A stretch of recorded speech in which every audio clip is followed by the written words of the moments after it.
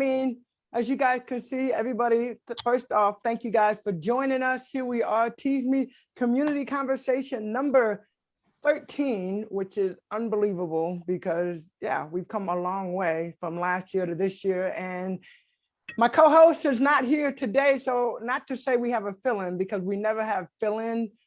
Everything is designed by order. So today we have Veronica, who Eric and I have been talking about for since February, March. This is April, so the last 2 months.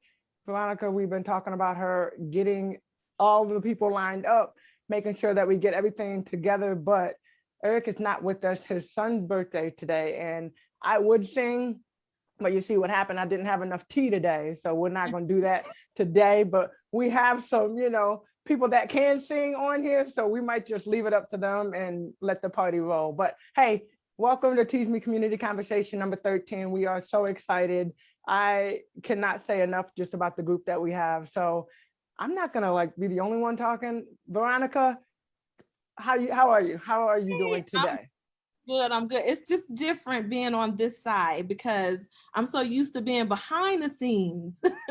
So this is kind of cool. I'm excited. I think this is going to be an amazing conversation. Mark, I don't know you yet, but Levi and Darnell, they're two people that I love. So I know this is going to be good. And Mark, I've already kind of done some research and looked you up. You seem like a pretty good person too.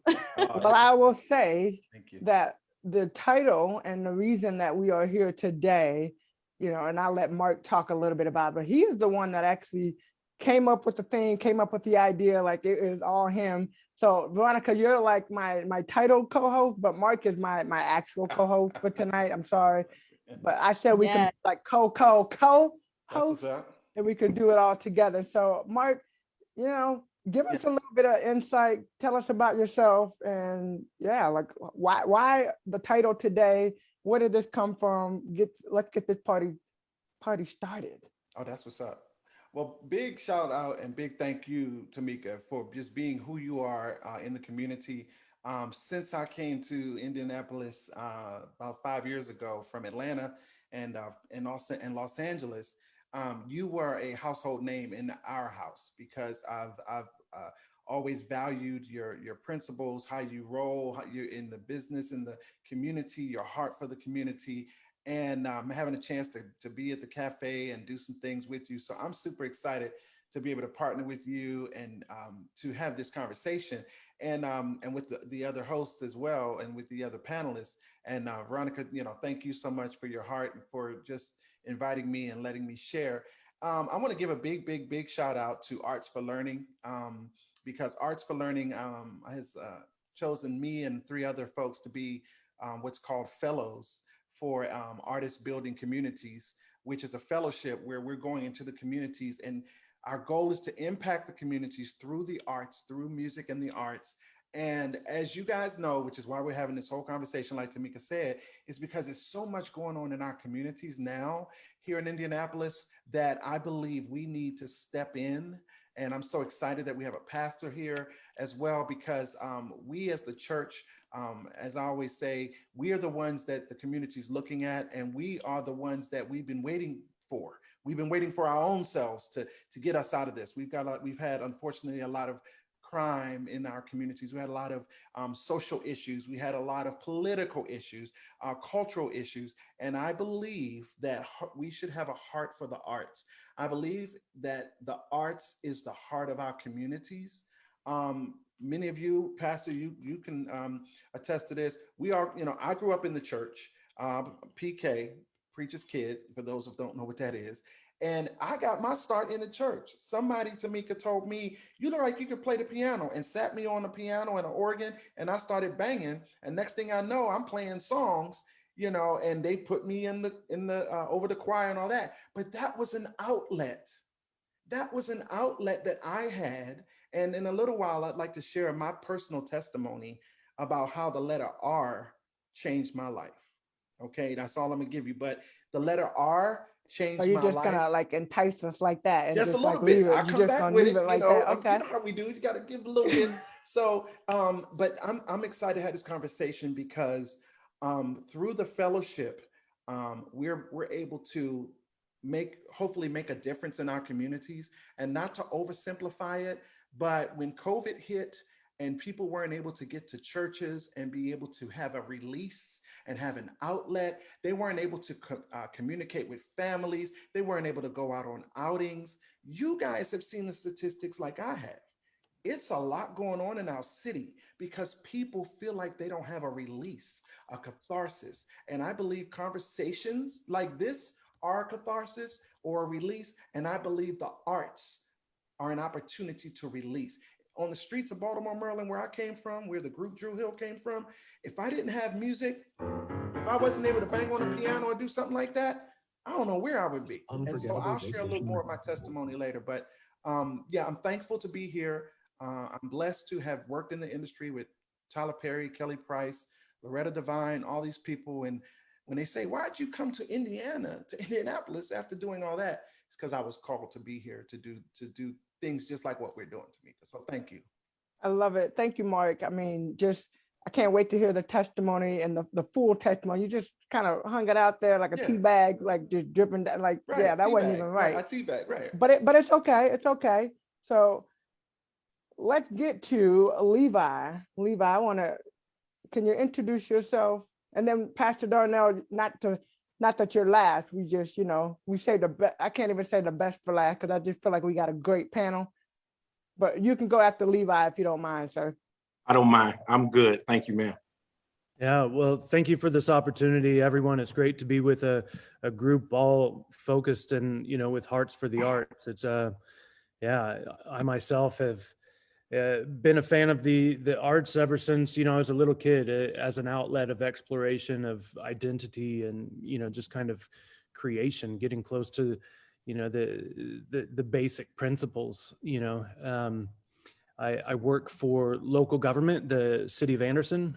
My job is economic development for the downtown core primarily.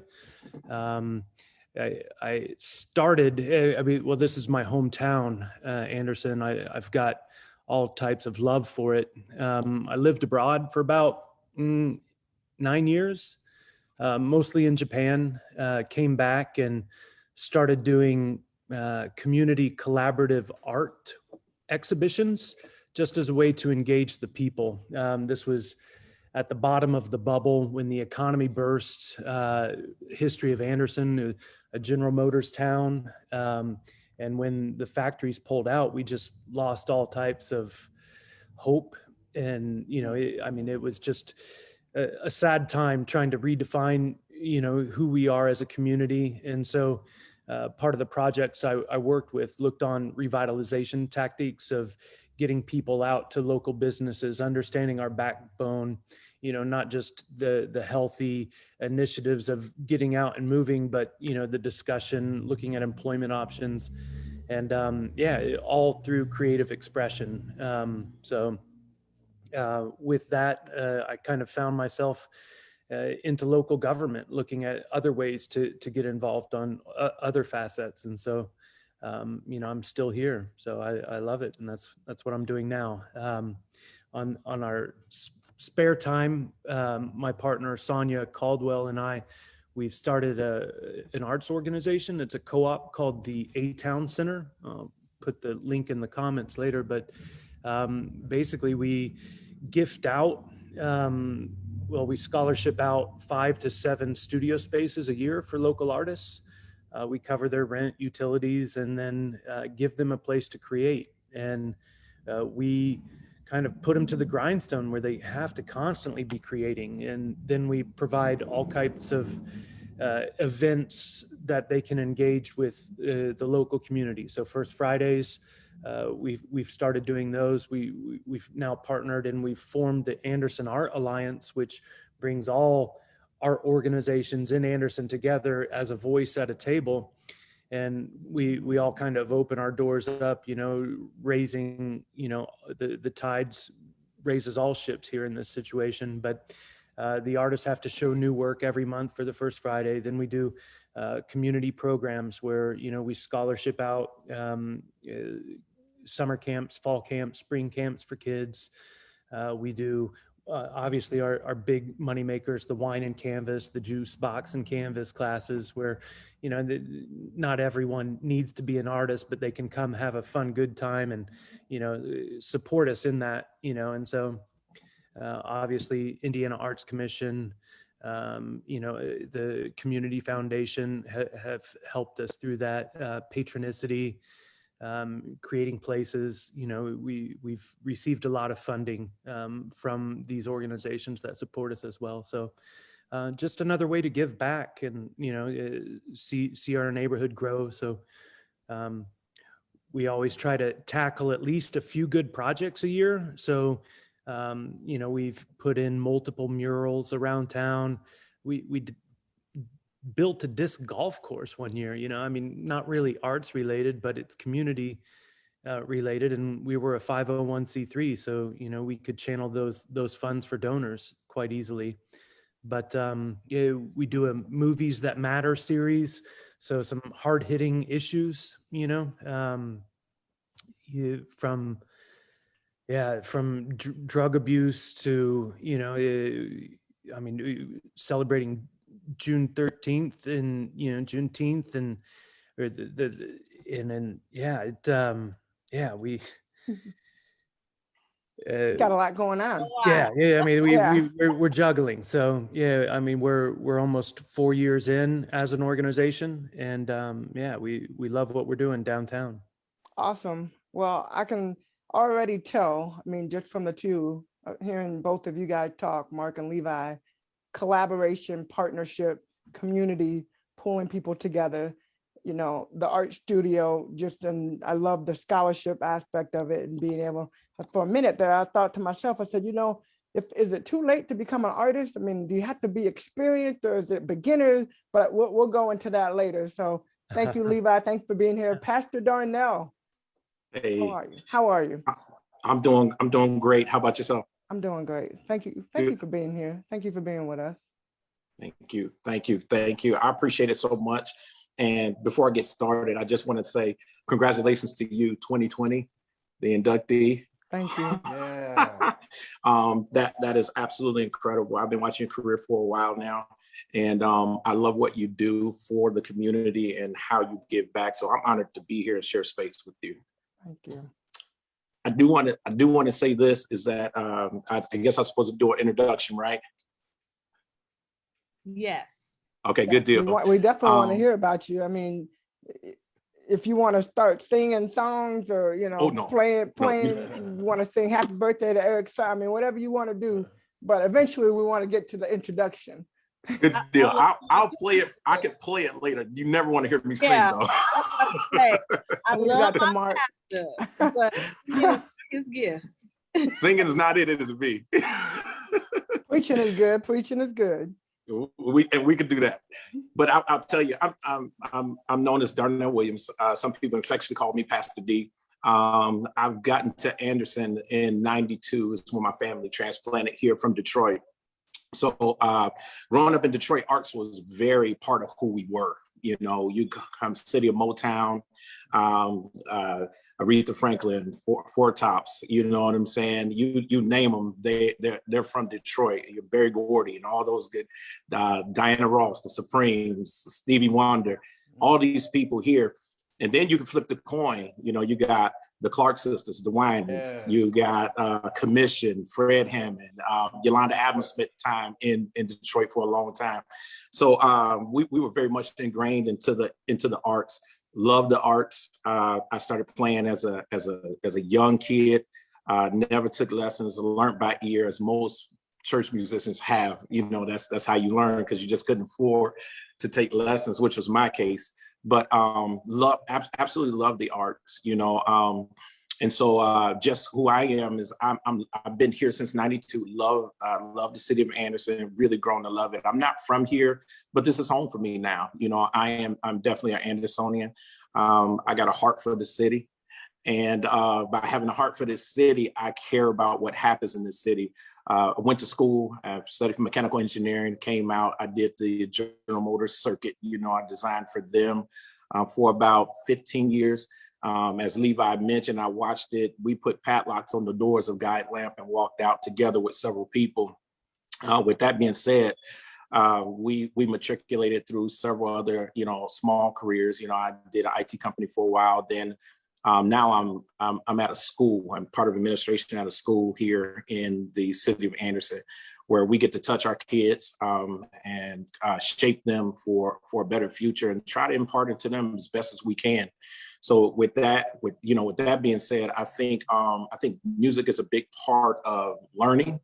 And as we matriculate through this time together, I think we'll be able to really express that. So music and the arts are a big, important part of what we need back in school. And it needs to be a focus and not just peripheral or afterthought. It needs to become a focus.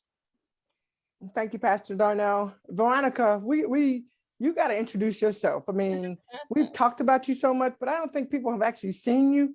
So can you do a short? Let's go, V. Yeah, I mean, you always want to be behind the scene, but can you do a short intro and then we're gonna jump in it? All right, so sure. Let's go. Yeah.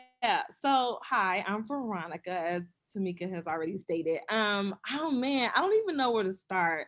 I am a people lover. I'm also a lover of young people. I love young people, be it primarily girls. Like my focus is, I started a mentoring program for girls of color primarily. That's the focus. We take any, it doesn't matter the race.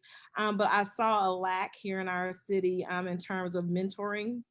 And so, and I grew up in the church too, Mark. I am a PK. And growing up in church, y'all know, I mean, at least when I grew up, the one thing that I felt that was lacking for us as far as being a youth at that time was I didn't feel like the adults, and I'm speaking more about the women, I didn't feel like they were very transparent with us. I felt like they were very surface. It was, don't have sex before you get married because the Bible says you're not supposed to do that. But what I wanted was for people to be real and kind of meet me where I was. And, I had gone through some things. I got pregnant at a young age, and I felt like I was kind of dismissed instead of people walking alongside me saying, you know what? God forgives you, made a mistake. This is how we can help you. I thought all the women that grew up in my life were perfect. I thought they didn't make mistakes. And so that's where I got this idea to start a mentoring program for girls. And I just wanted them to have a safe place that was judgment free, but where we could still express and show the love of Christ, but just kind of in a different way. So that's who my hand is in a lot of stuff. I feel like God has gifted me in so many different areas, and I want to help wherever I can. For the last 12 years, I worked in the gaming industry, casino. I was there as relationship marketing, business development. That job ended, and I thought my life was over, but it wasn't. God just repositioned and redirected me. So I started the mentoring program for girls. I started working for Tamika and helping her with some things. And I now help manage a comedian. His name is Griff. He calls himself the secular saint. So I'm doing that. Wait a minute now, Pastor. Is there such thing? Yep. Say what? Say that what? Yep. Is there such thing? If Griff said it, gotta be. Bishop Griff has spoken. We have elevated him to the office of Bishop Griff. The secular saint. But yeah, so that's a little bit about who I am. I don't really know what else to say. That's who I am, and I'm happy to be here and help however I can and participate in this conversation. The arts are very dear to me. I grew up in show choir. That was something that I love. I love to sing. I love to dance. Those are things that I really enjoy doing. I can play the piano a little bit. Don't really share that a lot because it's been a while. What? Yeah, I know. But I do love the arts as far as music and drawing. And Levi, what he's doing here, and I know we're not in Indy, but here in Anderson is amazing. Our young ladies, we have about 12 girls in our program. He was able to allow us to come in and do an art session with one of his artists, and it was amazing. We had such a great time. So I'm excited about this conversation. Well, I'm excited too, and I feel like we've all been impacted to some capacity with art. So let's kick it off with the first question. And Mark, I mean, I want you to run the show because you're going to run the show tonight, but I'll kick off the first question and then let's just flow with it, okay? But Gotcha. I mean, we're talking about the art. We're talking about the importance of, Yep. of art. Why do you guys feel like it's so important? How did it become so important? And the question is in the African-American community, but I feel like just coming out of COVID, coming out of social injustice, coming out of everything that we came out of this whole last year in downtown Indianapolis, downtown Anderson, like you see the artists came out. And one of the focus for us, not just from the, painters and artists, but the entertainers, the singers, they came out. So why is it so important? Why are the arts so important in our communities? Anybody? I'll share this. When you think of the names that Pastor mentioned, from the Jacksons and the Stevie Wonders and the Winans and things of that nature, the one thing that a lot of people don't realize, but they realize, is that some of the greatest groups, when they did music, it was about the message. The music was just the method to get you the message. And true story happened today. First shout out to my principal and CEO over at Edison School of the Arts, where I'm a piano and musical theater teacher. So shout out to them if they're watching. But I was walking down the hall today, Tamika, and a little first grader said, "Hey, Mr. Pay," little first grade little young lady. I said, "Hey, how you doing?" She said, "I'm fine." She said, "Mr. Pay." I said, "Yes." She said, "You look like Charlie Wilson." I'm thinking, what you know about some Charlie Wilson?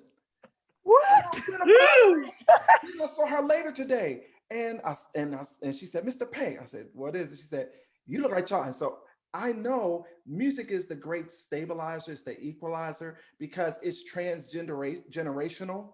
And somebody in that household had seen, talked about, watched, listened to Charlie Wilson. So I think the arts are important to your question because it brings us together. We know that, especially coming from church, it brings us together, but it also gives us a sense of hope that Levi spoke about.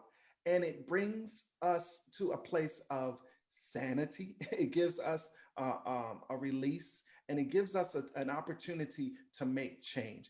All changes, if you document it, all major changes that happened in this city, in this country, had some type of musical soundtrack with it. Through the Dr. King era, through all of the different eras, somebody was singing. Somebody, whether you go back to the Harlem Renaissance, there was a message, there was some type of movement, music in the movement that was going on. And I think the arts and music is so important. And I'm just going to go ahead, Tamika, and share the testimony now, because I can see you looking like, well, what's the testimony? So the letter. Come on, Mark. Tell it. All right, Pastor, Pastor, set it up. All right, let me set it up. So the letter R changed my life. I grew up on the streets of Baltimore, Maryland. Shout out to Baltimore, Maryland. Old Bay crab seasoning, yes, sir. All that good stuff. That's potato chips. So I grew up on the streets of Baltimore. And when I was in the first grade, I got a phone call.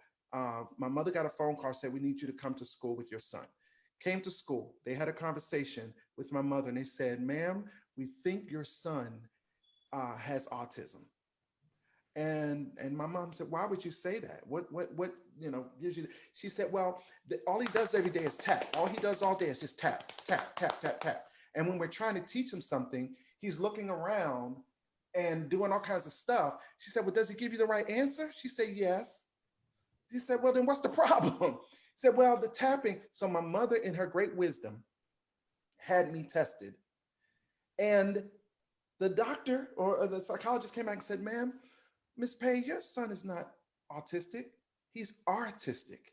You need to replace the letter R, the letter U with the letter R. It. So the letter R. And so to be branded on the spectrum of autism or these other things, which is nothing wrong with that. Let me go on record as to say there are cases where children are on that spectrum. And shout out to all of those who are striving to work with their kids, those who are championing the cause of that. But for me, the doctor said, "Your son is artistic." And it was at that point, Pastor, it was at that point, Tamika, it was at that point that I was able to realize what my true gift was.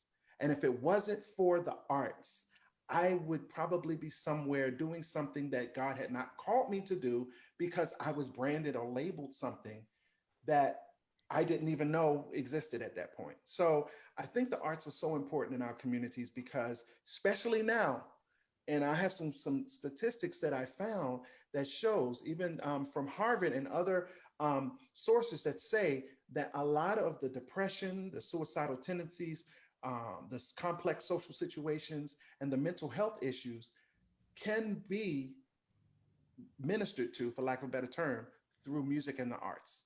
And so that's why I think it's important for all of us to champion this cause. And I'm excited about this conversation because that's what we're doing with Hearts for the Arts through the fellowship with Arts for Learning. And again, shout out to Manon Voice, who's one of the fellows, to Giselle, is one of the fellows, to Portia, and of course myself. So that's what we're doing, boots to the ground, getting in these communities, having these type of conversations, talking about how music and the arts and visual art and dance and theater can give our kids the chance that we got. So adding to that, part of with economic development, we're always dealing with workforce development. And, times like COVID, times where technologies are disrupting, complete industries right now. Employers are saying, okay, well, yeah, we need someone to come in on time. We need someone to pass a drug test. But who do you have that's creative?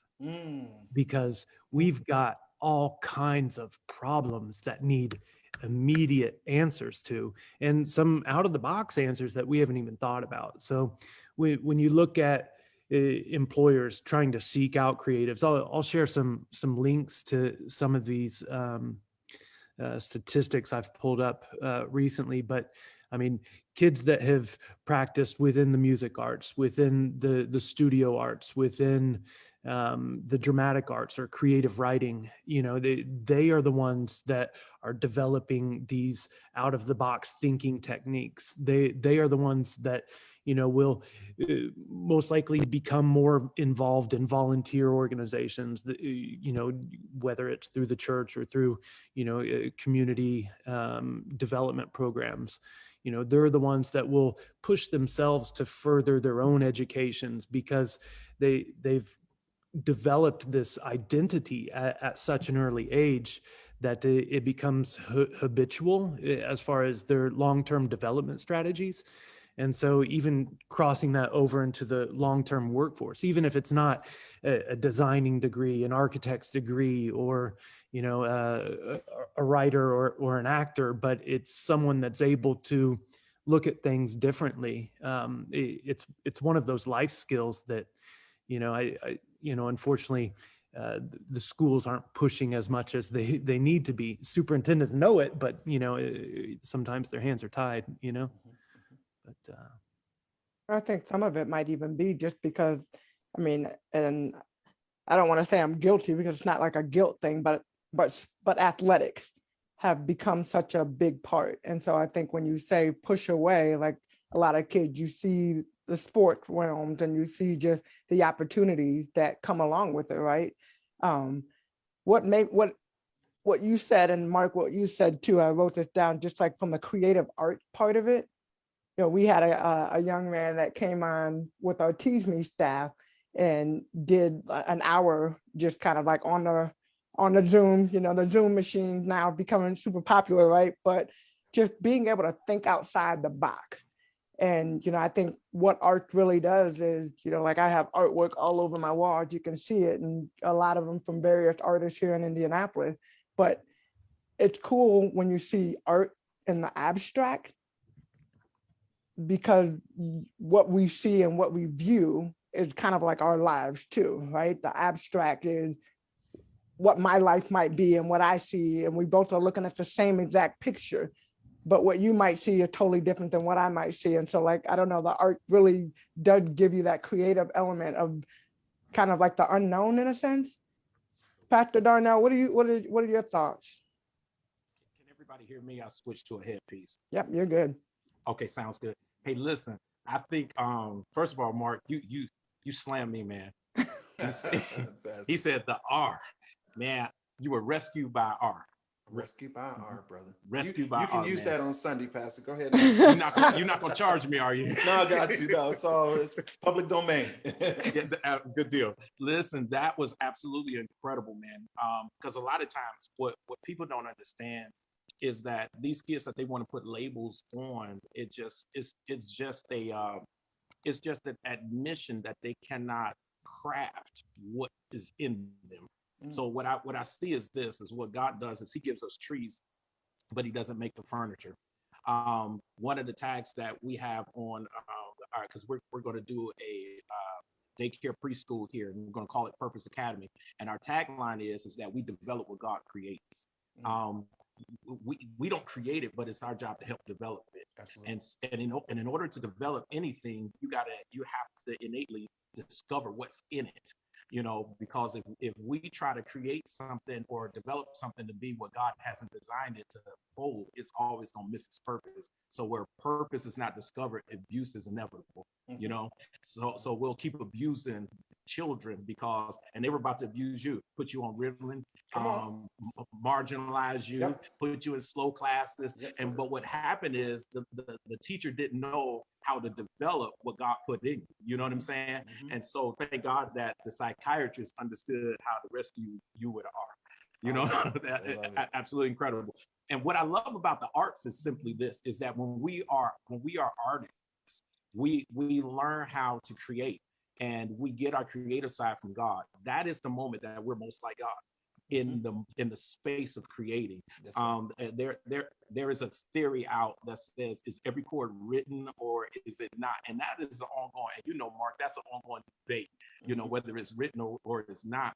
But the crazy thing is that the artist still has the power to put it in any arrangement, to say or to have it manipulated to what they want to make it feel like. Yes. And that's what I love about music. Music can calm the soul. Music can put you in a rage, and it can do it without asking you its permission. Wow, it can do it. And the other thing I like, and I'm gonna have to stop after this because I don't want to hog the time. No, you're fine, Go ahead.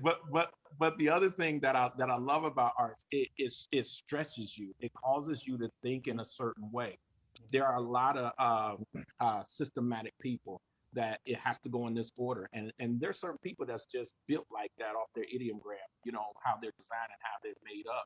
But I'm glad that I'm that kind of person that I see everybody doing it a certain way. I'm like, it got to be able to do it. And so what causes you to be valuable is to solve a problem that everybody has. And so people that solve problems, they get paid more. If you look at our leaders in technology, most of them, I say over 70-80% of them never graduated from college. Google was designed as a college project. They hit it rich. They said, man, why do we need to finish? And they went ahead and left. Apple started in the garage.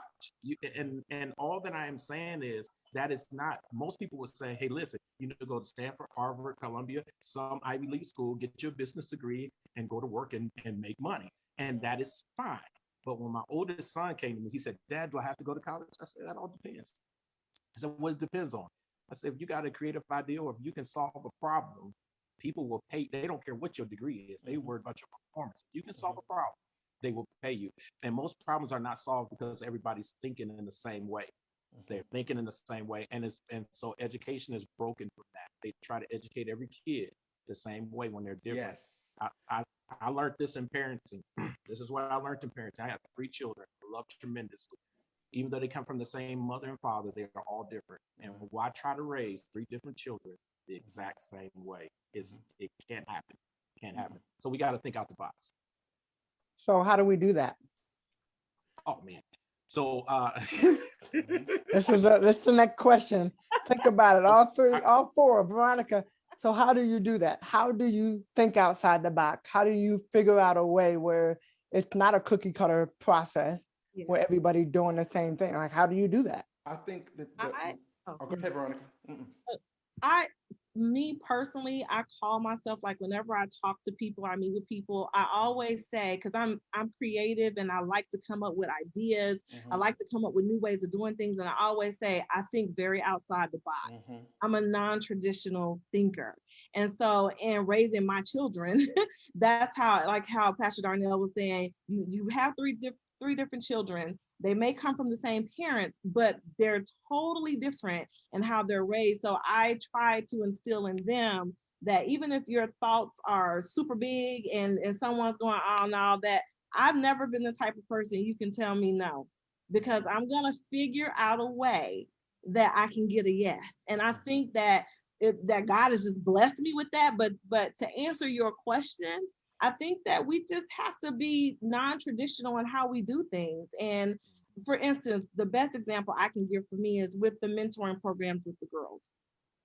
Music is so important to me. Like, I know with myself, one of my weaknesses growing up was I had a temper. Like, I would get mad at the drop of a dime. I couldn't control it. I would feel the fire Mhm. going through my bones. Mhm. And one thing that saved my life was music. Yeah. I've learned, even when I get on a plane, y'all, Yes, sir. the first thing I do is put my AirPods in. Mhm. And I love Donald Lawrence and help me out, Leandra, Deliver Me. Johnson. Mhm. Yes, I that's my song, but it takes me to a whole nother place. Yes. And so that's my way of, with the girls, when they come in, sometimes I can see some of them already in the mood, their attitude, you can look at them and tell, Yeah. oh boy, it's gonna be a day. But Yep. we turn that radio on and we all start dancing and moving around there, it changes the entire dynamic Shifts of the the room in the atmosphere. session. So I don't know if that answered your question, but that's my answer.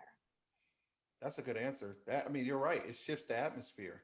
Music has a way of doing that, and I think to Pastor's point too. And a lot of people say keep the main thing, but my focus and my spin on it is don't look to find an answer at the and wind up losing the question in the process. Because if we're so busy trying to find an answer, going to Tamika's point about the school system and whatnot, that we're not asking the right questions. I'm a big Will Smith fan, and iRobot in the movie, he said, you know, the hologram said to Will Smith, he said, now you've asked the right question. And it's by asking the right question that you get the access to the answer. We Christians, we say, ask, seek, and knock. You know what I'm saying? So I think as a community, it's important for us to ask the right questions. The worst thing we can do is to presume to go into a community and presume that we have all the answers and we have the answers they need. I always say it like this, Tamika: I don't ever want to put something on the table that's not on the menu. In other words, if it's something that the community needs, I want to be able to do it. But here's the other thing: sometimes people don't know what they don't know. They don't know what they like. When my son and I moved to Los Angeles, we never ate sushi, Pastor. I never heard of sushi. But then when we moved to Los Angeles and we were eating, wound up tasting it, and our palate developed a taste for it. And so when I work with kids, and I don't see Veronica, but this is the point, a point that I wanted to make, that she was saying, it's a trip how kids and adults, when they're in a certain space, music can calm that. And so, Tamika, to answer your question, the way that we do that is by thinking out of the box, but it's also through exposure. I want to play something, see if you guys can hear this. Can you hear this? We good. Okay. Yep. So Strange, man. a lot of times when I'm dealing with kids who come out of a hip hop, R&B type of environment, and they're, you know, that's what they know. And then I'll have them in the classroom and I'll play something like this.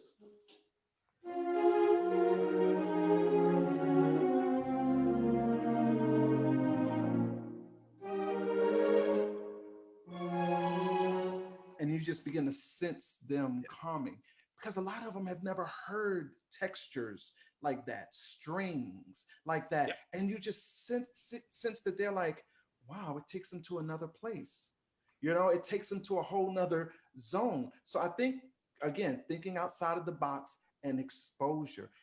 And that's what I hope to do through the fellowship that I'm working with, is to bring a level of exposure, a newness, I'll say this really quickly.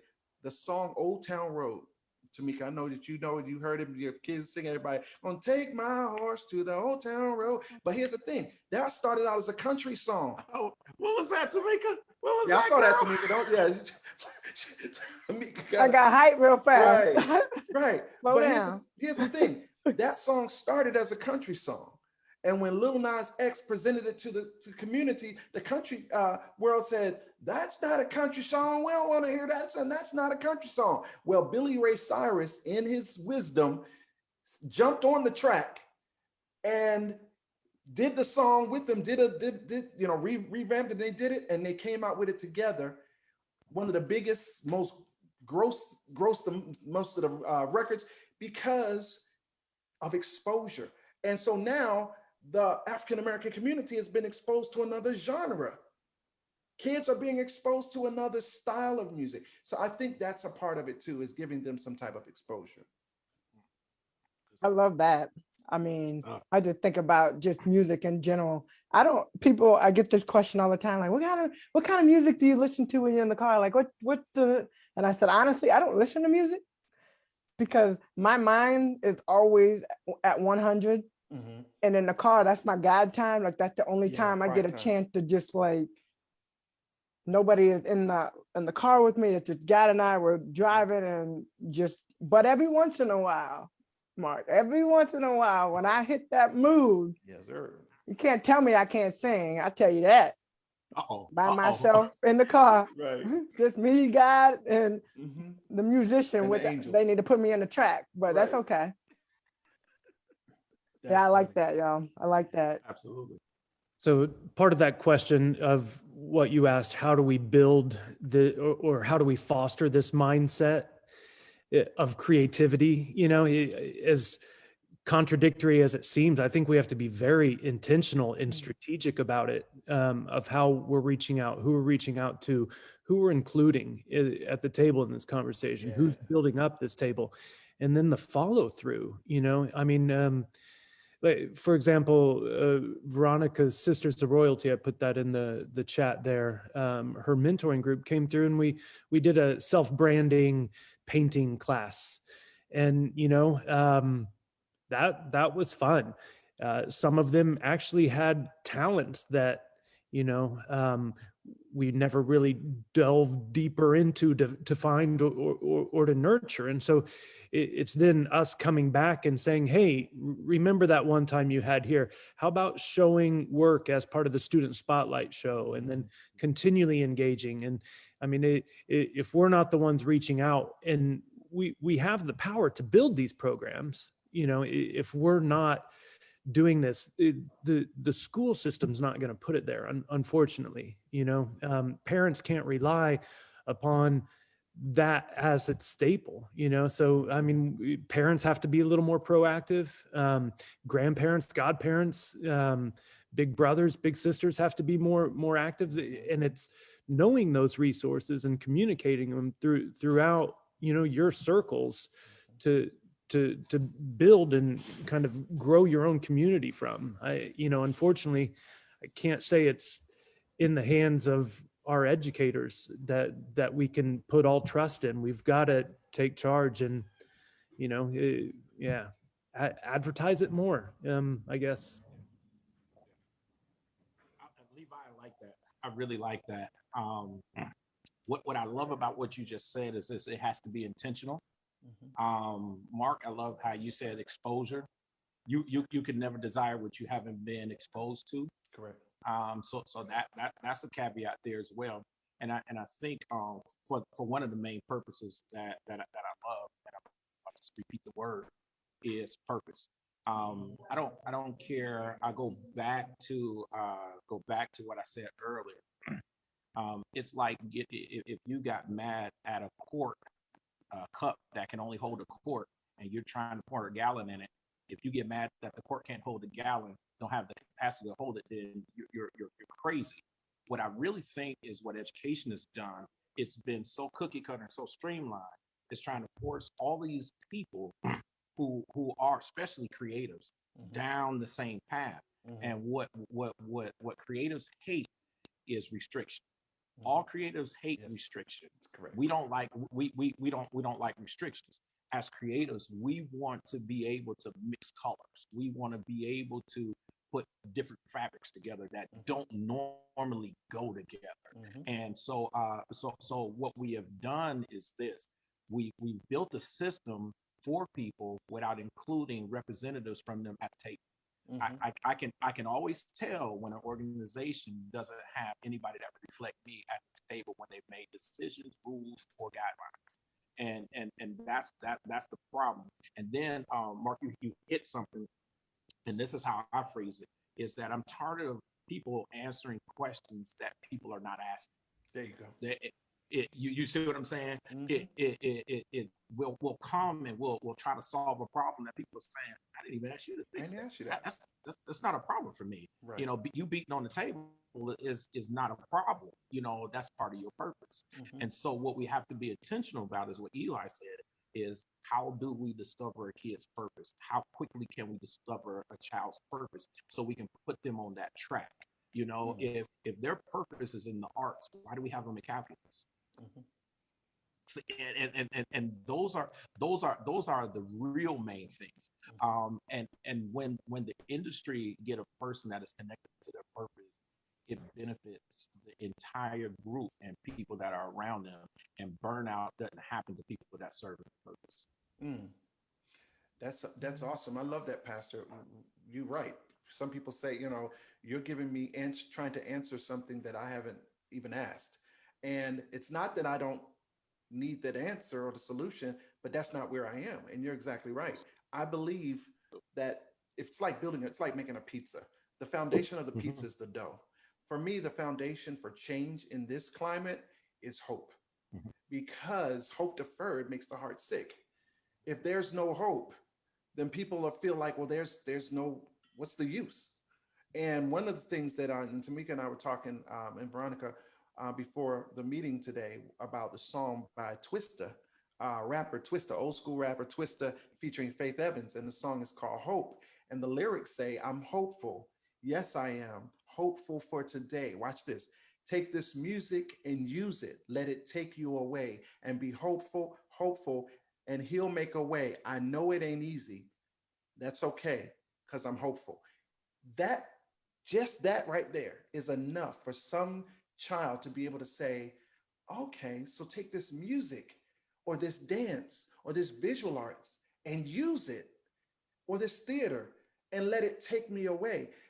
The safest place sometimes for me when I'm dealing with so many things, and having been a single father and raising my son since he was 5 weeks old, at the end of the night, when I would put him to bed when he was months old, I would just get on the piano and just play, because that music would just take me away.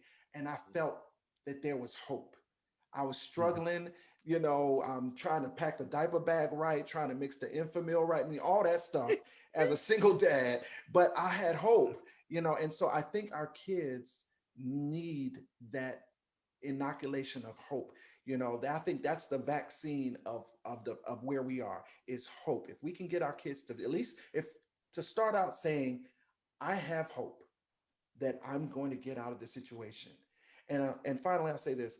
We were talking in one of our fellowship meetings, and somebody, like when I came up, I'm the youngest of 10. It's 10 of us, and I'm the youngest. And my mom was always cooking. My mom knew if I was having a bad day or a bad week, she would cook something that I liked. And mom would make me chicken and dumplings from scratch, because that's what love tasted like to me. I see you over there, Pastor. Go ahead. I see you over there. I'm about to go in, man. I see him about to go in. Yes, sir. So that was what love tasted like for me, Tamika. Love tasted like chicken and dumplings. To some of these kids, hope sounds like whatever they play. Hope feels like whatever they can do through their visual art, or looks like whatever they can do with their visual art. It feels like whatever they can do in their acting. To Levi's point, giving these kids more of these exposures, especially in our urban, and let's lay it out and be honest, in our African American communities, because that was another thing that we had on the list, Tamika, that our kids are disparaged because a lot of them don't have, to your point, Pastor, opportunities for piano lessons. I was blessed to have that. So I play by ear and I can also read. But I'm thankful for the teacher who heard me playing Master Blaster, I think it was, by Stevie Wonder. And I was playing the horn line. And I was at school and I was gonna tell you, go ahead, hit it, man. Hit it. So I'm at school playing that, and we were supposed to be playing Here We Go Around the Mulberry Bush or something. And I'm over there playing.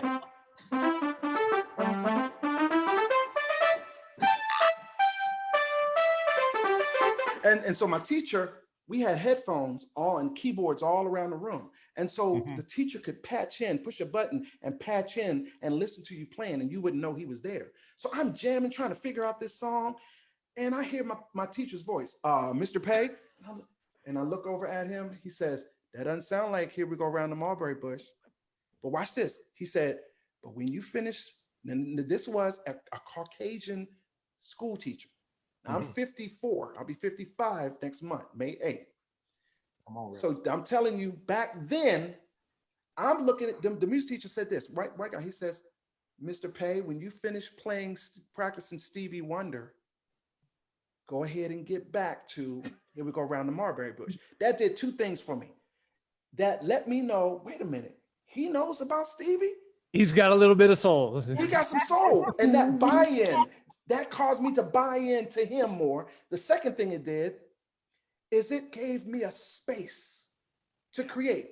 He didn't just say, stop playing that, get to the music. He gave me that space that helped me to cultivate my purpose, Pastor, and I'm done. See, I'm sorry, Tamika, can I say this real quick? Here's what I really want to say. So to answer this question for me, I believe that the sole responsibility, like you were saying, Levi, earlier, it's not on the school. It's not on the school. The Bible says that children are like the quiver, arrows in the quiver of a mighty man or a skilled archman. And what that means is that when we watch archery, you can take an arrow and every time you let it go, it hit bullseye. Every time you draw an arrow back, you have a purpose, destination for it.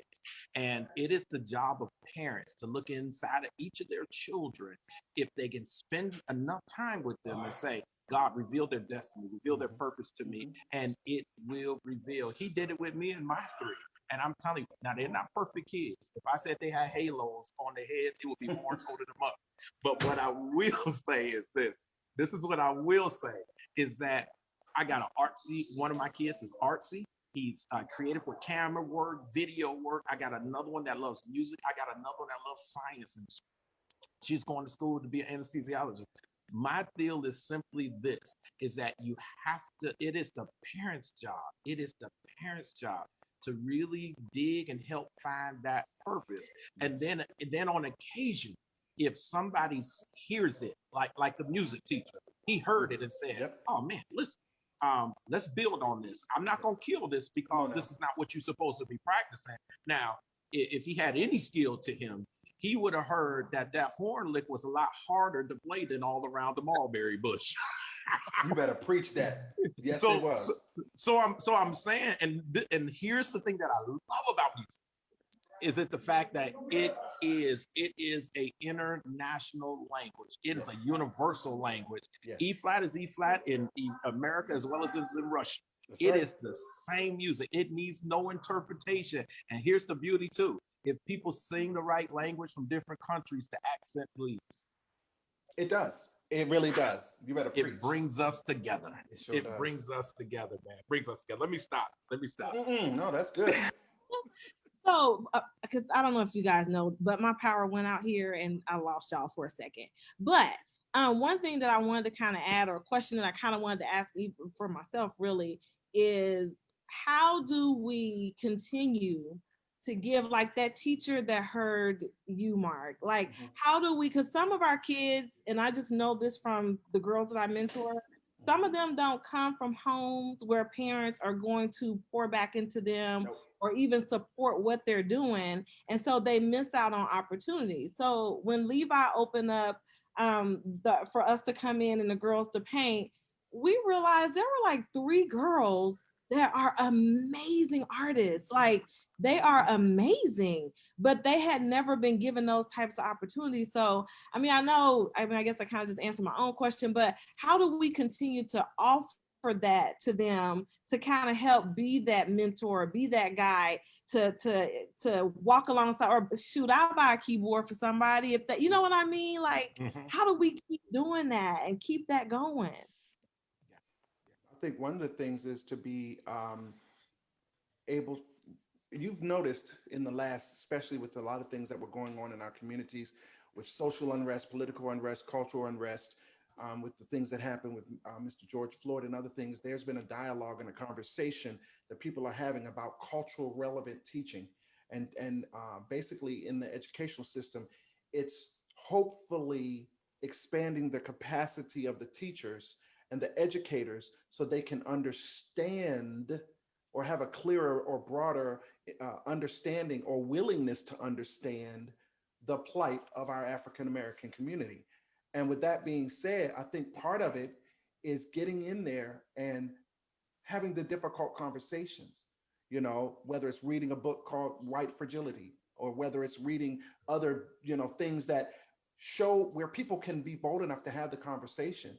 Because again, when the talk was, you know, and still is, Black Lives Matter, the issue is, well, the fact that we have to say Black Lives Matter is the problem. The fact that that's even a thing shows that there's a problem. So to your question, I think if those, like you said, a lot of unfortunately, a lot of the homes that our children are coming from don't have the parents with that largesse or that foresight or insight to say, hey, I want to be able to help foster what's in you.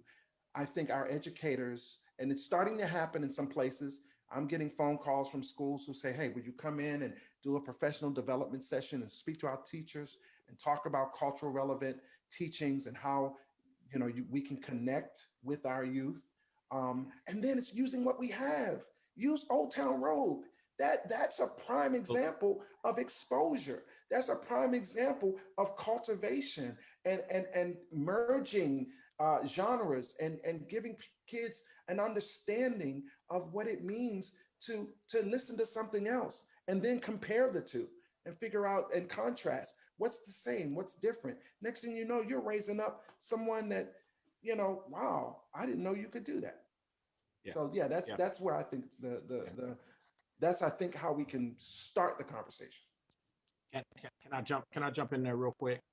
I will say this. I love what you said, Mark. Really love what you said. What I believe as well is just like you said, you and your son, when y'all moved out to Cali, y'all started eating sushi. Mm-hmm. There are certain staples that are culturally binding. You know what I'm saying? If we broke out certain things or made certain idioms, you know, here tonight, you know, I could say, hey, when you got greens, you got to put on some hot sauce. Mm-hmm. You know, it's just that we have this culturally kind of piece that's there. In order for things to happen, is we got to be willing to be uncomfortable. Yeah, you know what I'm saying? We got to be willing to be uncomfortable. We got to be willing to break norms and stereotypes. You know, for me, you know, Bach, Chopin, you know, I love listening to that. I love listening to classic or orchestra set music. If you give me a good cello, man, I'm like, oh, that's so warm. That it feels great. When we got ready to do the soundtrack for my wedding, the Titanic was out there. Man, we rocked some of the Titanic stuff, you know, on Here Comes the Bride, you know, so you gotta stretch yourself. What I always set out to do was, you're never going to look at my skin color and know everything about me. You're not going to box me by seeing my skin color. Now, I need to let them know that I'm not ashamed. You know, and before I did a lot of code switching.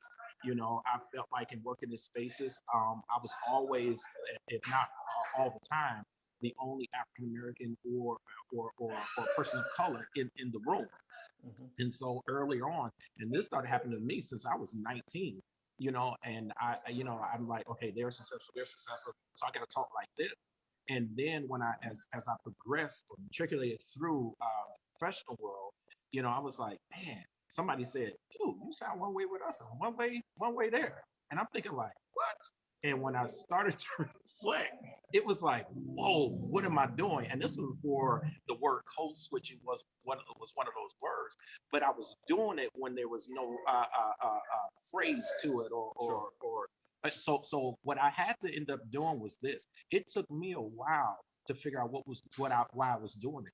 And this is why I was doing it though, is that if anybody that's born in the United States, that's middle class, that is Caucasian or non-minority, say, hey, listen, I want to be something in life. They can matriculate through life without fully immersing themselves in a minority community to learn, understand, and equally value. You can matriculate through college and everything and have a great life. In order for us that are African American, Black, Brown, Latino, whatever, to matriculate through life and say, hey, listen, we're going to be something. The moment we decide that we're going the route of academia, we have to affiliate with the majority. So we got to learn their language. We got to be able to speak their speech, and we got to be able to know what is and what's not. Now, not everybody that is non-minority has said the way we talk and the way we speak and the way we dress ourselves according to our culture is wrong. But because we didn't see it represented, we conformed instead of kept our own identity. Does that make sense? So moving along is what gave me hope with the George Floyd piece was when I say more than just Black and brown people marching.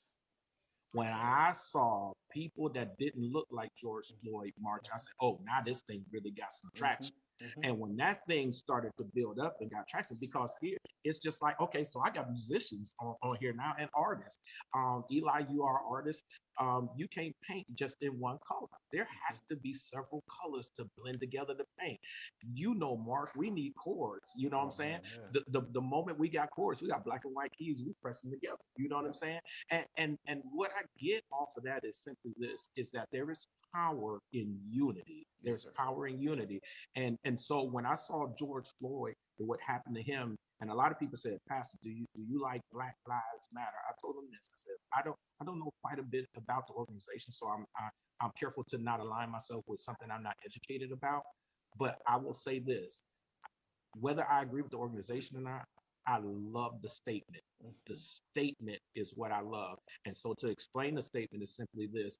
We are so far in America's history, and that majority of the history we've been enslaved more than we have been free.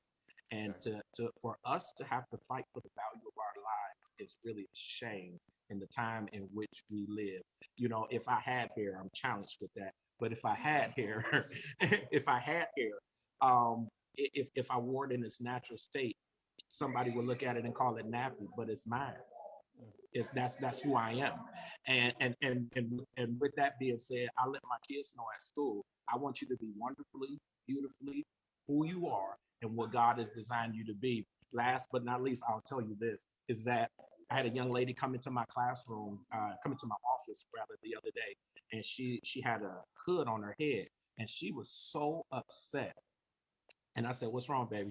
She said, they trying to tell me, somebody keep trying to text me and I wish they stopped. But she said, I said, what's wrong with you? She said, they telling me to take off my hood.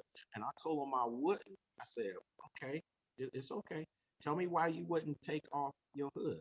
She said, because my hair is not done. Mama had to hurry and go to work and she didn't have time to do my hair. I said, really, sweetie? She said, yeah. I said, take it off in front of me. Let me just see what it looked like. She took it off and her hair was a mess. And I said, okay. I said, okay, do me a favor. Go ahead and put your hood on. I'm going to let you wear your hood until my wife gets here. I called my wife. I said, hey, listen, stop past the store. Get her what she needs.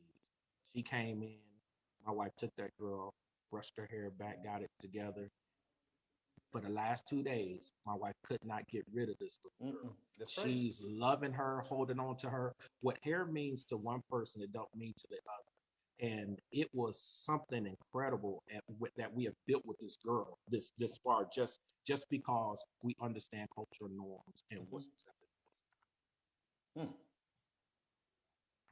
You know I what's love it. interesting? So like as you guys have been talking and like throughout the whole conversation, I just have been writing words. Mhm. So as we start thinking about arts and all facets of the word arts and what it means, I took the intentional. Levi, you talked about being intentional, right? And I looked at intentional, I took exposure. So we got to intentionally expose our kids to be able to have purpose. Mhm. They don't know what purpose they have unless they have an intentional exposure to something Mhm. that they never knew they were good at, but it gives them purpose. Mm. And once they get the purpose, even before that, they get hope. Because when somebody sees something in them, it gives them hope. It gives us hope to help them find their hope. But then I started writing all these other words because when you have intentional exposure, hope, purpose, you get access, Mhm. you get unity, Yes. get freedom, Yeah. you get power, and you form community. Mm. But this happened when I look at this call, most young men always see, not always, let me take that word out. Most young men see women doing certain jobs Mm. and they're in certain roles. So challenging to you guys, for my men here, representation matters, Mm. right? So I just had a call the other day talking about representation matters. For me, what does that mean in our community? And I said, I went to Barack Obama being the first African American president. Nobody ever thought from African American world Mhm. that you would have an opportunity to be a president. Mhm.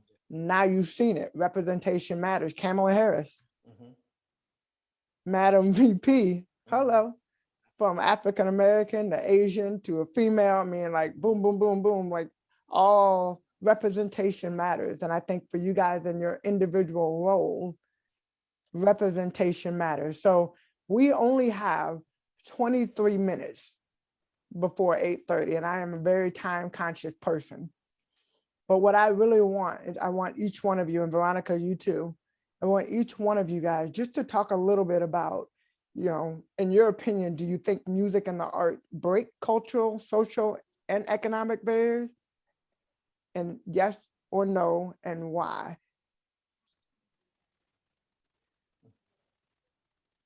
Oh, hell yes, they do. Yeah, of course. Yeah. I mean, this is an equal platform for voices just to share, I mean, there are times where you break down and cry. There are times when you just come in and you say, look, I had you judged all wrong as a person. What your story is, what you're creating with your voice through this art, man. What I love about being an artistic director here is my mind is blown every month. Just by seeing a guest artist from the community come in to show work, to seeing a student show their work alongside our artists in residence. I mean, it is a powerful time. And then the whole community comes in on a first Friday and just says, what do you got next for us? What's happening now? Yeah. It changes. And yeah, pass. Next person. I think it definitely does, Tamika. And I love that cycle of words that you created. And here's the thing, and I'm a big fan of Dr. Evan Lewis Cole, who's one of my mentors. And he said there's a cycle, and after the cycle, we have to restart it. And so what happens is, after that last word you said, community, we have to repeat the cycle now, and that the thing that causes the next generation is care. We need to write that word, because if we care enough about the next generation, then that cyclic maneuver will continue. And I remember hearing this years ago. People don't care how much you know until they know how much you care. People don't care how much you know. They don't care what you got until they know how much you care. And if sometimes a child, all they need is that hug. To Pastor's point, that caring of the hair, regardless of what that hairstyle was, it wasn't the style of the hair. It was the care that went into the hair, the time and the effort. So yes, I believe it breaks those cultural, because everybody loves to be cared for. Everybody loves to be valued. My son and I went to Shanghai, China, about 3 years ago on a trip, a leadership trip, and I got a chance to talk to and teach the kids their music, and they just want to be cared for. They just want to be valued. Same thing in Germany. So yes, in my man's point, yes, most definitely, it definitely matters. And if we can add that word care, once we get a chance to impact, what does the scripture say, Pastor? Strengthen your brother when you have been converted. Strengthen your brother, strengthen your sister. So that caring is where we are right now. We care enough to take an hour and a half out of our time to have these conversations so that we can prevent the cycle from stopping. We want to keep it going. Absolutely, I agree with Mark and Levi. It made me think about, although I wasn't born back then, but it made me think about artists like Ella Fitzgerald and how they, back in those days, because of the color of their skin, they weren't allowed to even go through a certain door. But their talent, I was reading about her not too long ago, and the article was saying something to the extent of it got to a point where they couldn't deny her to sing at a certain event or venue, because not because of the color of her skin, but because her voice was undeniably so beautiful. And they loved her music. They loved how she sounded. They loved her song. So yes, I do believe that it crosses. I do believe that it brings people together. I mean, even when you look at the different genre of music, I'm not a big country fan, but I worked at Moody Radio for a little while, which is a predominantly white Christian radio station. And there's a group, I don't know if y'all have heard of them, but it's called Crowder. And he was, I think he had done some time in jail, but he has this song out called All My Hope, and it has like a country vibe. That is my jam. So yes, I do believe it. I've seen it with children. I've seen it with adults. I think that music not only can be impactful in positive ways, but it can be impactful negatively too. But yes, I do believe, to answer your question, Tamika, it does. And the way you put those words together, come on now. Come on, Reverend, Yeah, Pastor, right, missionary, Bishop, missionary, prophet, Sessions. Yeah. I'm sending you your offering, all right, Tamika? I'll take it. Just donate it. I got you. Get some more. Give Levi some more art supplies for the kids. I got you, Levi. I got you. Oh man, I would just say this is that definitely music does break culture barriers. As I said before, music is a universal language. It has power beyond recognition. To speak to what Veronica said was about Ella Fitzgerald, how at that time segregation was alive and well. Can y'all still hear me real well? Okay. Segregation was alive and well, and by it being alive and well, it still could, when you connected to your purpose, you can override the times of struggle. She was so connected to her purpose. Proverbs tells us that your gift will make room for you and bring you before great men. When you connected to your purpose, nothing can keep you bound. When you connected to your purpose, so it broke that cultural norm and brought her there. And then by you being connected to purpose, it breaks cultural norms, and then it heals social. When you look at the timeline of the civil rights movement, You know, what's going on? That was an answer. Stevie Wonder, preacher, keep on preaching, brother, keep on living. You know what I'm saying? This was the soundtrack of the civil rights movement. Mahalia Jackson began to sing. So those kind of things uplifted, and it was chronicled and even written that Dr. King would often call Mahalia and just say, hey, listen, I need to hear something. Mm-hmm. And I really believe that God is a creative. Not only is he God, he's a creative. And so music can heal. Music can definitely heal. It can calm the spirit. So with that being said, when you're connected to your purpose, you'll definitely break cultural norms. You'll override what the rules say to be accepted. And that's why dress codes are for certain people. But you see these artists come in, they all out of dress code. And they'll say, oh, no, leave them alone because they artists. They artists. We don't look what they got on. We look at what they can produce. And so economical barriers. When you get connected to your purpose, people pay for you. People pay for you when you get connected to your purpose. So that's it. Love it. Levi, what you got for us?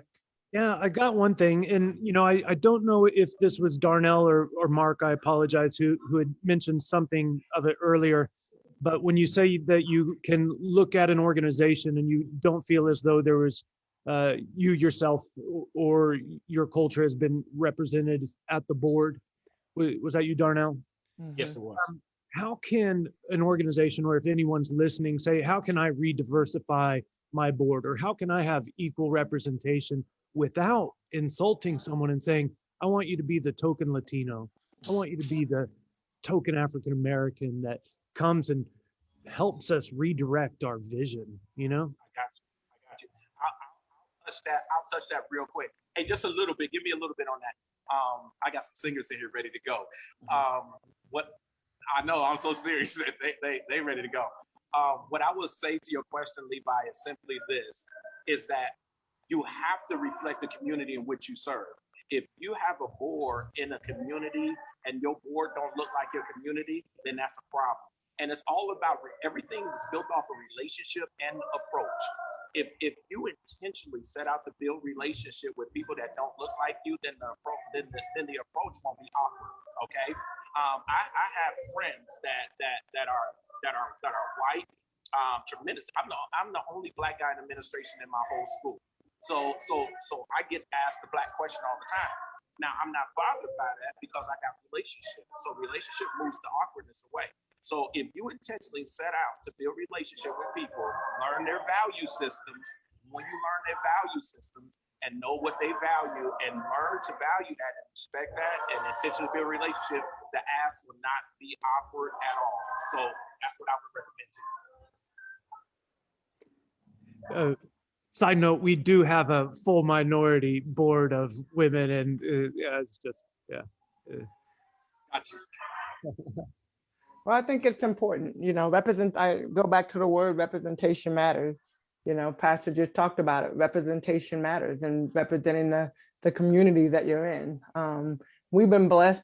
We just expanded Tease Me Cafe. So we added a second location to the Tarkington Park location, which is right at 39th in Illinois. And it is the intersection of 4 different neighborhoods and 4 totally different demographics connects into Tarkington Park. I love the aspect, Veronica talked about this earlier, her passion.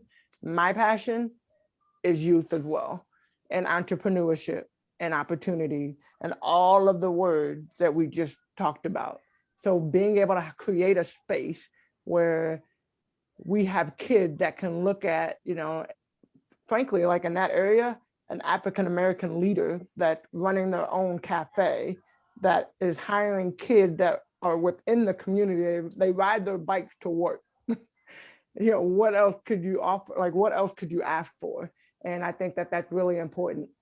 You know, a question just came up from Robin. How can we be good allies? I think we continue to do things like this. We keep having conversations, and not just conversations, but open and honest conversations. And sometimes even when we have conversations like this, it may be uncomfortable, We may say things that we don't agree, and that's okay to agree to disagree. And then after we have those conversations, put action, because we can talk all day long, but to be able to put action behind what we're saying we're going to do, that's my response to. I agree. And being accountable, um, you're committed to what you confess. And so if we get put it out there, we need to be accountable, to say, hey, we will make a difference. We will make a change. We are open to have, as you said, Veronica, the difficult conversations, laying pride aside and being able to be vulnerable. I think being one of the things I love is about music is it helps me to be more transparent and more vulnerable. And I think vulnerability and transparency is key to being able to make sure that that we're being honest with our stakeholders, which is the community. You know, they are the ones that we're doing this for. So I think that's how we maintain that level of integrity is by being vulnerable and transparent to say, hey, here's where we are, here's who I am, here's who you are. Let's have this conversation. Yep. Yep. And I think in addition to allies is what I call an ally is a gatekeeper. Mhm. Gatekeepers are people that are in position of power. They have to be willing to share some of the equity that they have to help us get indoors.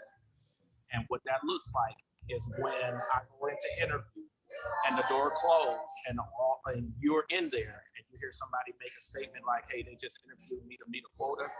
It's time for you to stand up for me behind closed doors and set the record straight and help me get into spaces that I'm not represented. Mm.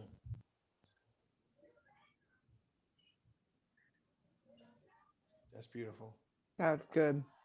Well, Tamika, you know, I'm a big fan of Tyler Perry. I work with him and been blessed to be able to travel around the country with one of his plays, Why Did I Get Married? And I love the fact that he was able to break some norms, whether you love him or hate him. But you know, he's able to break some norms, and I think to be allies being means taking that risk to break norms. And we're where we are because we have gotten to a negative norm. And now it's time to convert it to some positive norms. So being able to take those risks is going to be a big factor. And I'm thankful for you for, you know, in the whole Tarkington Park. That's huge because, like you said, kids now can look and say, "Hey, I can do it." To your point about Barack Obama and Madam Vice President, it's the becoming, and I think we are in that place of the becoming.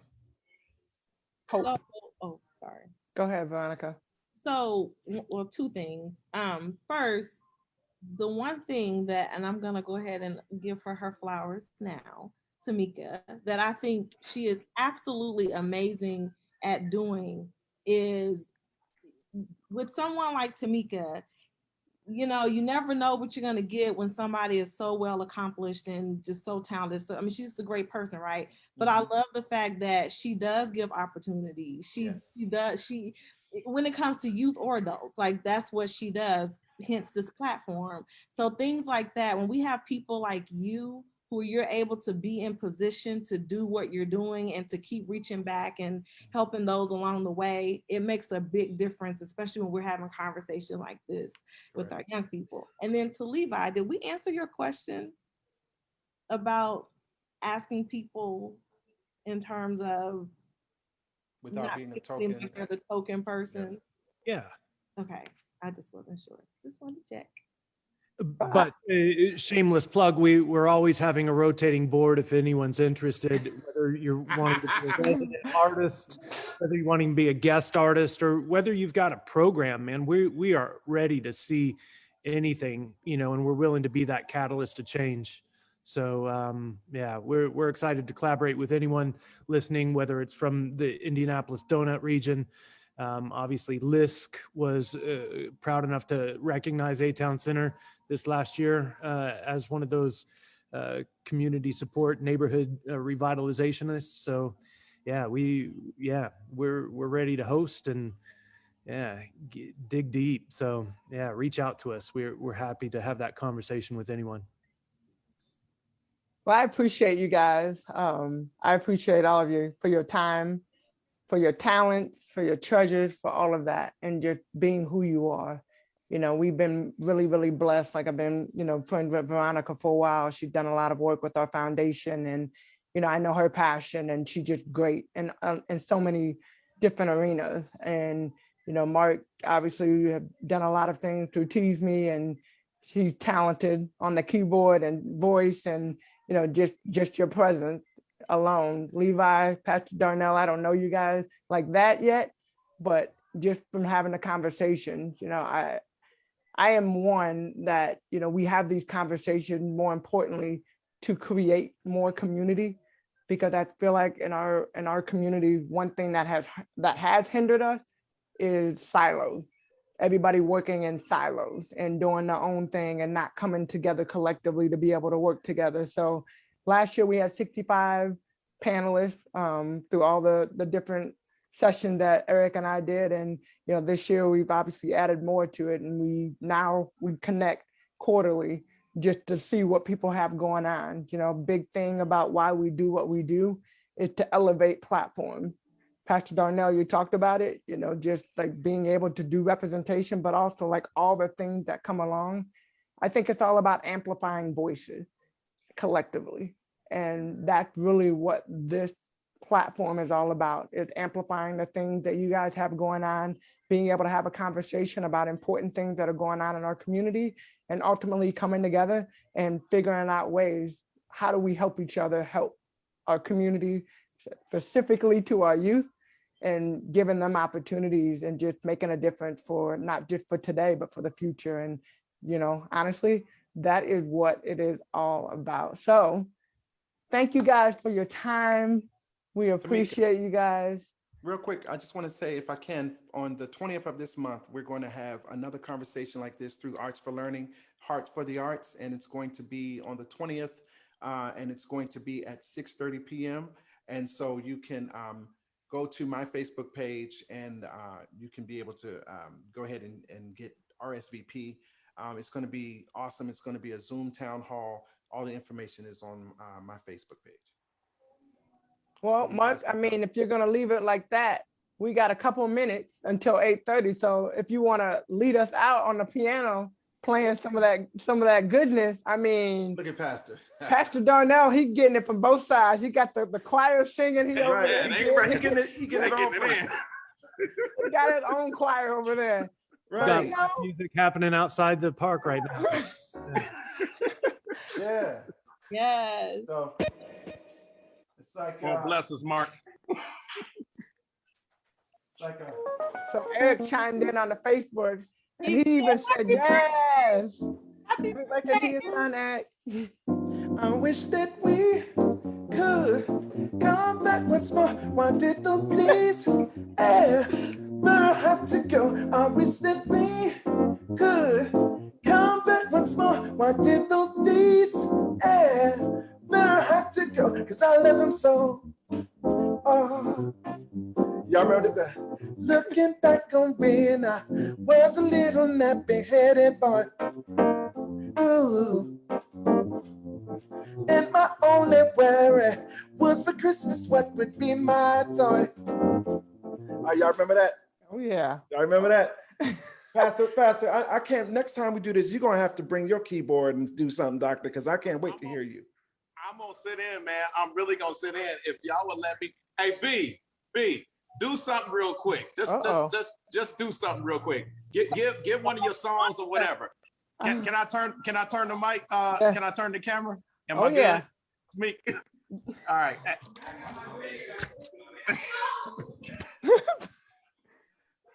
All right. I'm not gonna get close. I got some people saying, my hair. Oh my God. All right. I'm gonna keep it this way. It's All Paris. right, B, you ain't. No, Paris not here. Okay. Paris not here. Hey, this is my friend. You did your hair? Okay, hang on. He can get in with me. I did my hair. God did his bless hair. y'all. God bless y'all. I did my hair. This my good hair. This your good hair? This is Okay, good look, hair. she got her good hair. Showing her good hair. Lord, Levi, you getting the education tonight, sir. right, B, hurry up. We got to get off air. We're gonna go off air in a minute. Yep. How long we got? In 1 minute. We got 1 minute. We'll be off air. Come on. Man. We were just listening to y'all. Yeah, they don't need to. They just need something.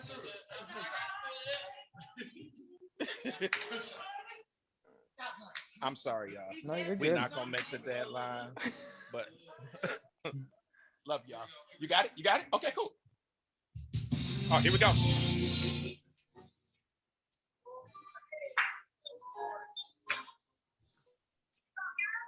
Yeah, they can hear. Y'all can hear, right?